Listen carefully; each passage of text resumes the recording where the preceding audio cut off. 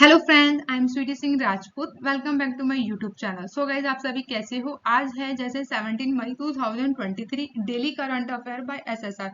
Daily morning में सुबह 6 बजे मैं इस वीडियो को अपलोड कर देती हूँ ताकि आप लोग अपने दिन की शुरुआत कर सकें इस लेक्चर के साथ। और ये लेक्चर आपके ऑल कॉम्पिटेटिव एग्जाम के लिए से भी सेंड होता है। इस लेक्चर में डेली आप डे ऑफ द वर्ड को इसमें हम डिस्कस करते हैं। ओके, ये लेक्चर आपके बायलैंग्वेज मिलता है, हिंदी प्लस इंग्लिश में। ओके गाइज, सो अगर आप मेरे चैनल पे नए हैं तो प्लीज आप मेरे चैनल को सब्सक्राइब कीजिए एंड बेल आइकन पे क्लिक कीजिए ताकि जो भी मेरी वीडियोस आए वो आप तक पहुंच जाए। ओके, अब बिना देर करते हुए स्टार्ट कर लेते हैं सेशन। आप सभी को कमेंट बॉक्स में लिखना है जय हिंद जय भारत। और गाइज, आज का थॉट ऑफ द डे है गाइस, जिसके पास धैर्य है वह जो चाहे पा सकता है। मीन्स ऑफ दैट कि आपके पास अगर धैर्य है कि अगर आप अभी पढ़ाई करते हो तो आप अपनी पढ़ाई को धैर्य के साथ करें और आप एक दिन अपना गोल अचीव कर लेंगे। ये जो विचार है ये है बेंजामिन फ्रैंकलिन की। ओके, इसी विचार के साथ हम लोग स्टार्ट कर लेते हैं सेशन स्टार्ट करने से पहले मैं आपसे कहना चाहूंगी कि आप मॉर्निंग में उठते ही फ्रेश होइए। फ्रेश होने के बाद आप सभी को क्या करना है, सिंपल अपनी टू डू लिस्ट बनानी है। उस टू डू लिस्ट से आपको पता रहेगा कि आपको कब कितना क्या काम करना है। इससे आप अपने पूरे दिन का निचोड़ निकाल पाएंगे और पूरे दिन को यूटिलाइज कर पाएंगे। ओके, अब बिल्कुल देरी ना करते हुए स्टार्ट करते हैं सेशन। जैसे कि आज है 17 मई 2023, daily current affair by SSR. Okay, आप सभी के सामने फर्स्ट क्वेश्चन है, हाल ही में अंतरराष्ट्रीय परिवार दिवस कब मनाया गया है?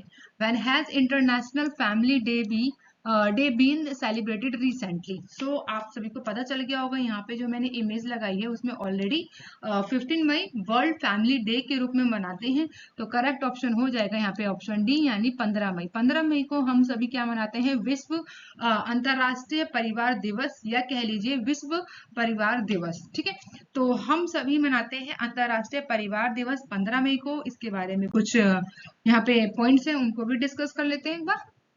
परिवार के महत्व और समाज में उनकी भूमिका के बारे में जागरूकता बढ़ाने के लिए ही 15 मई को हम सभी मनाते हैं अंतरराष्ट्रीय परिवार दिवस। ओके, यह संयुक्त राज्य अमेरिका सहित विश्व भर के देशों द्वारा मनाए जाने वाला एक वैश्विक पर्यवेक्षण है।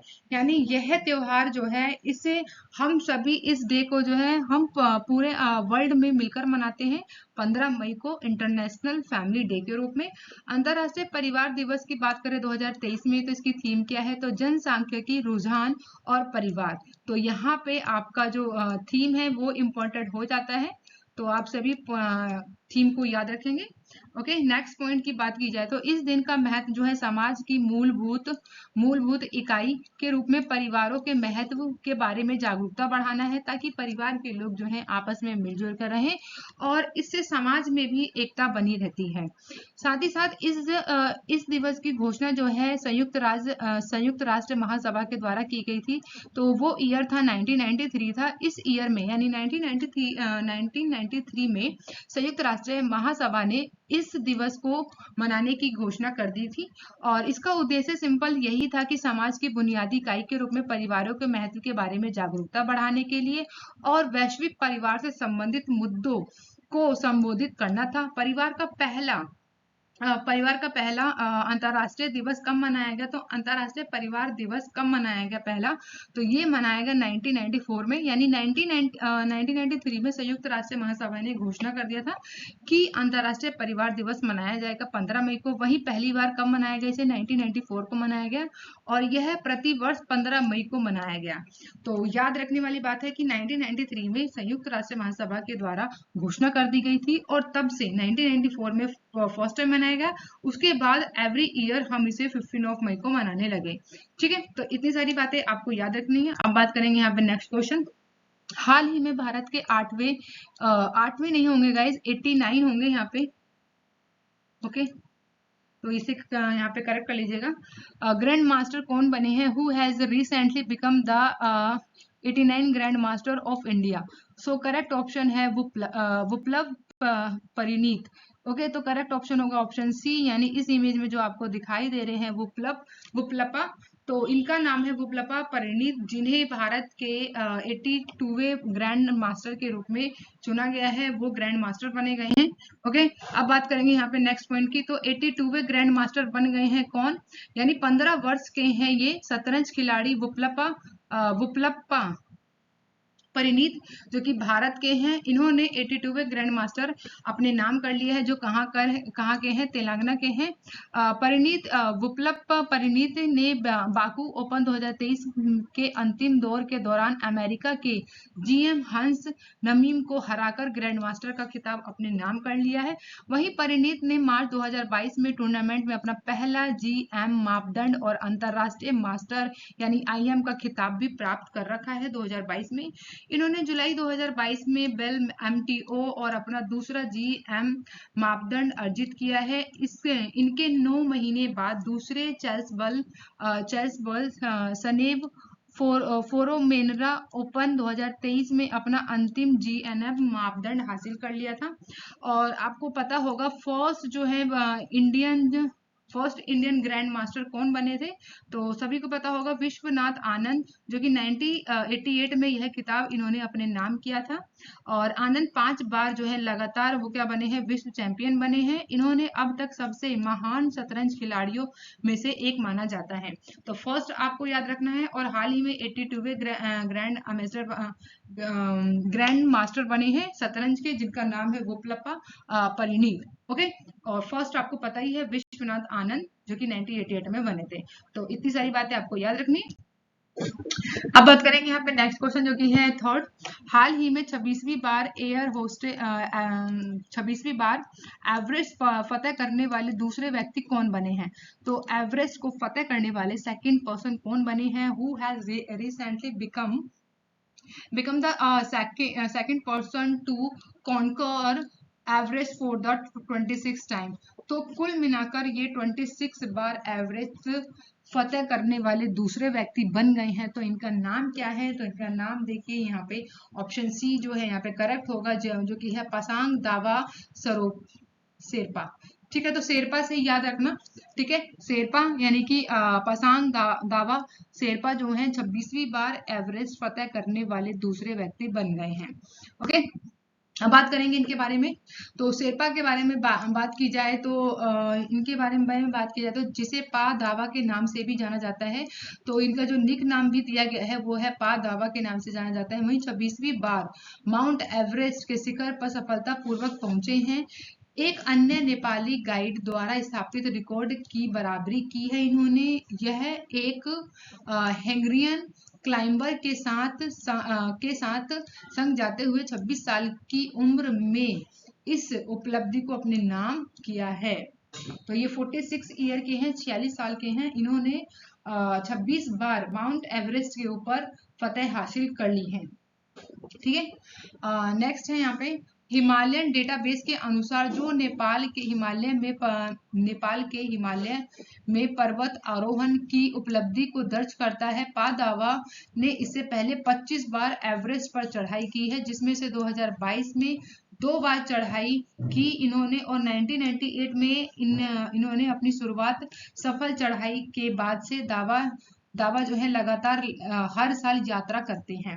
तो फर्स्ट टाइम इन्होंने जो अपनी यात्रा शुरू की थी एवरेस्ट पे चढ़ना, वो 1998 में, और इस बार इन्होंने 26वीं बार माउंट एवरेस्ट के शिखर तक पहुंचे हैं। जो इनकी उम्र है 46 साल, जिनका नाम है पासांग दावा शेरपा। ठीक है ना, तो इतनी सारी बातों को आपको याद रखना है, सिंपल। बात करेंगे नेक्स्ट क्वेश्चन, जो कि फोर्थ क्वेश्चन है आप सभी के सामने। ओके, हाल ही में किस देश ने 2023 में पोलियो से पहली मौत की सूचना दी है। तो ये एक अलग कंडीशन की यहाँ पे देखने को मिलती है न्यूज, जो कि recently which countries has reported as the first death of polio in 2023। So यहाँ पे गाइस करेक्ट ऑप्शन हो जाएगा ऑप्शन 4 का सी, यानी कि अफगानिस्तान। अफगानिस्तान में 2023 में पहली बार पोलियो से मौत होने की यहाँ पे सूचना दी गई है कि यहाँ पर इस समय यहाँ पर पोलियो से यहाँ पे मौत हो रही है। ठीक है, इसके बारे में बताया गया है। लोक स्वास्थ्य मंत्रालय ने नागाहार में पोलियो के 2 मामले की सूचना दी है। स्वास्थ्य मंत्रालय के प्रवक्ता हैं सराफत जमान अमर खेल ने कहा है कि ये 2 मामले नागरहार प्रांत के कूटी और बटी कूटी जिलों के सामने आए हैं, जो कि पोलियो ग्रसित एक बच्चे की मौत हो गई है। इन दोनों मामलों में एक बच्चा 4 साल का था, वहीं दूसरा बच्चा 11, और इनमें से एक की जान चली गई है। हम इस बीमारी को रोकने के लिए पोलियो टीकाकरण की अभियान की शुरुआत कर रहे हैं। तो पोलियो से पहला 2023 में पोलियो से मृत्यु होने की खबर किस देश से आई है? तो अफगानिस्तान से आई है। ये बात आपको याद रखनी है। और अब यहाँ डिस्कस कर लेते हैं 5th क्वेश्चन, जो कि आप सबके सामने। हाल ही में भारत और किस देश के बीच द्विपक्षीय अभ्यास समुद्र शक्ति 23 हुआ है? तो रिसेंटली bilateral exercise समुद्र शक्ति between India and which country has taken place 23? Okay, so correct option होगा, आप सभी को पता होगा, भारत और किस देश के बीच में होता है। तो प्लीज मैं आप लोगों से पूछ रही हूँ कि आप मुझे जल्दी से कमेंट में बताइए यहाँ पे कि हाल ही में भारत और किस देश के बीच होता है समुद्र शक्ति। ठीक है, एक्सरसाइज समुद्र शक्ति किन 2 देशों के बीच में होती है? तो प्लीज आप मुझे बताइए यहाँ पे। तो यहाँ पे करेक्ट ऑप्शन है ऑप्शन बी, यानी इंडोनेशिया। ओके, अब बात कर लेते हैं यहाँ पे भारत और इंडोनेशिया के बीच द्विपक्षीय नौसेना अभ्यास समुद्र शक्ति का 4था संस्करण हुआ है। ये इंपॉर्टेंट बात है कि आपको याद रखनी है कि कौन सा संस्करण हुआ था। ये 4था संस्करण हुआ है, जो कि 14 से 19 मई 2023 तक आयोजित किया जाएगा। इस अभ्यास सत्र में भाग लेने के लिए INS कवारती इंडोनेशिया के बाटम पहुंच गया है। वहीं कवारती स्वदेशी रूप से डिजाइन और निर्मित ASW लड़ाकू जलपोत है, जिसका नाम है कवारती स्वदेशी। ओके, अभ्यास समुद्र शक्ति 2023 में भारत नौसेना का एक डोनियर समुद्री गश्ती विमान और चेतक हेलीकॉप्टर भी इसमें शामिल होगा, भाग लेगा। वहीं इंडोनेशिया नौसेना के प्रतिनिधि हैं KRI सुल्तान इस्कंदर मुंदा। वहीं CN 235 merit time petrol aircraft और AS 565 पैंथर हेलीकॉप्टर द्वारा किया जा रहा है। तो इतनी सी बात आपको याद रखना। मेन पॉइंट यहाँ पे ये है कि अभ्यास समुद्र शक्ति किन 2 देशों के बीच में होती है? तो वो होती है भारत और इंडोनेशिया के बीच में। और ये जो इस बार का जो संस्करण चल रहा है वो 4th एडिशन है, जो कि 14 मई से 19 मई 2023 में हो रहा है। ठीक है, तो सिंपल से इतनी बातों को आपको याद रखना है। ओके, डिस्कस करेंगे यहाँ पे 6th क्वेश्चन। हाल ही में किसे सीबीआई का नया निदेशक नियुक्त किया गया है? Who has recently appointed as the new director of CBI recently? तो करेक्ट ऑप्शन है यहाँ पे ऑप्शन बी, यानी प्रवीण सूद को बनाया गया है सीबीआई का नया डायरेक्टर, बोल सकते हैं न्यू डायरेक्टर ऑफ सीबीआई बनाया गया है प्रवीण सूद को। ओके, सो बात करते हैं यहाँ पे प्रवीण सूद, जो कि सीबीआई के नए निदेशक नियुक्त किए गए हैं। प्रवीण सूद की नियुक्ति की बात करें तो इन्हें 2 साल के लिए सीबीआई के निदेशक बना दिया गया है, डायरेक्टर बना दिया गया है। वहीं प्रवीण सूद इससे पहले कर्नाटक के पुलिस के चीफ थे। तो इतनी सी बात आपको सिंपल नॉलेज के लिए पता होना चाहिए। आपको मेन बात यहाँ पे ये याद रखनी है कि प्रवीण सूद जो हैं वो सीबीआई के नए निदेशक बन गए हैं। और कितने साल के लिए बनाए गए हैं? तो 2 साल के लिए बनाए गए हैं, और इससे पहले वो कर्नाटक के पुलिस में चीफ थे। वहीं प्रवीण सूद की बात की जाए तो सीबीआई के मौजूद निदेशक सुबोध कुमार जायसवाल की जगह ली है। तो ये भी नेम जो है ये आपके लिए इंपॉर्टेंट हो जाएगा। क्यों? क्योंकि करंट अफेयर में से है रिलेटेड। ओके, तो प्रवीण सूद जो है किनकी जगह ले रहे हैं? तो सुबोध कुमार जायसवाल की जगह ले रहे हैं, जिनका कार्यकाल पूरा हो चुका है। ओके, पीएम मोदी की अध्यक्षता वाली उच्च स्तरीय कमेटी ने प्रवीण सूद का नाम फाइनल किया है। वहीं इस कमेटी में पीएम मोदी के अलावा मुख्य न्यायाधीश थे DY चंद्रचूड़, नेता थे विपक्ष लोकसभा के धीर रंजन चौधरी भी शामिल रहे। तो आपको याद रखना है 2 साल के लिए बन गए हैं प्रवीण सूद सीबीआई के नए निदेशक। इन्होंने किसका किसका स्थान लिया है? तो इन्होंने लिया है सुबोध कुमार जायसवाल का इन्होंने स्थान लिया है। तो इतनी बातों को आपको याद रखना है। अब बात कर लेते हैं हम लोग 7th क्वेश्चन जो कि आप सभी के सामने। हाल ही में किस बैंक ने अपने डिजिटल प्लेटफॉर्म पर इलेक्ट्रॉनिक बैंक गारंटी लॉन्च की है? तो which bank has recently launched the electronic bank guarantee on it's digital platform? So correct option आपको पता चल गया होगा। तो करेक्ट ऑप्शन है ऑप्शन बी यानी बॉब यानी bank of Baroda. Bank of Baroda ने अपने डिजिटल प्लेटफॉर्म पर इलेक्ट्रॉनिक बैंक गारंटी लॉन्च कर दी है।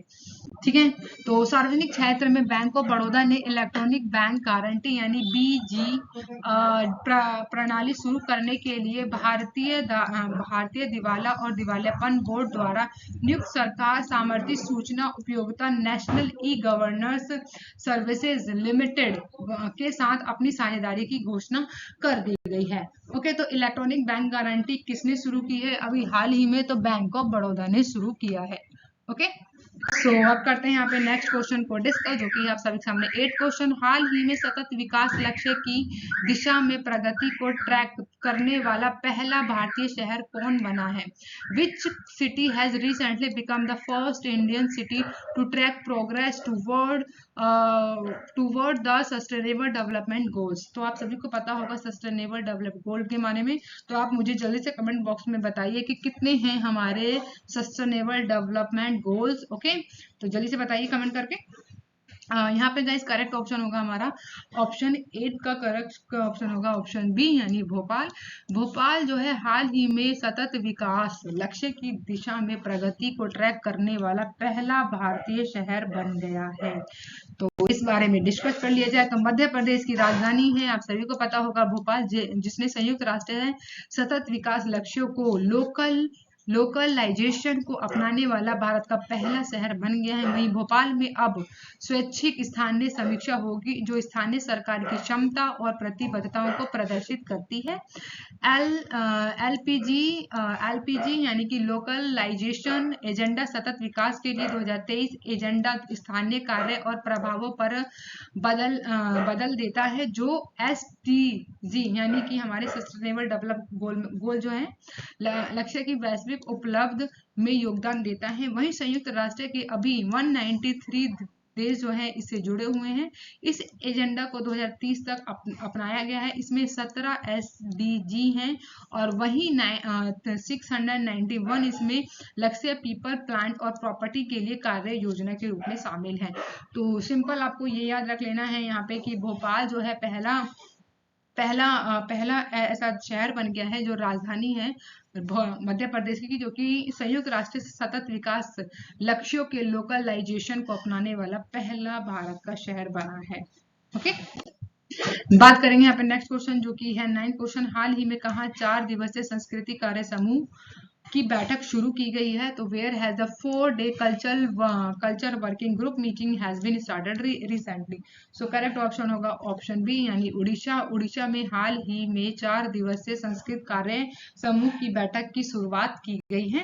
ओके, तो डिस्कस करते हैं यहाँ पे पॉइंट्स के। तो भारत की G20 अध्यक्षता के तहत 4 दिवसीय संस्कृति कार्य समूह की बैठक की जाएगी। यह बैठक जो है 14 से 17 मई 2023 तक भुवनेश्वर में किया जाएगा, उड़ीसा में आयोजित किया जा रहा है। तो उड़ीसा के भुवनेश्वर में यह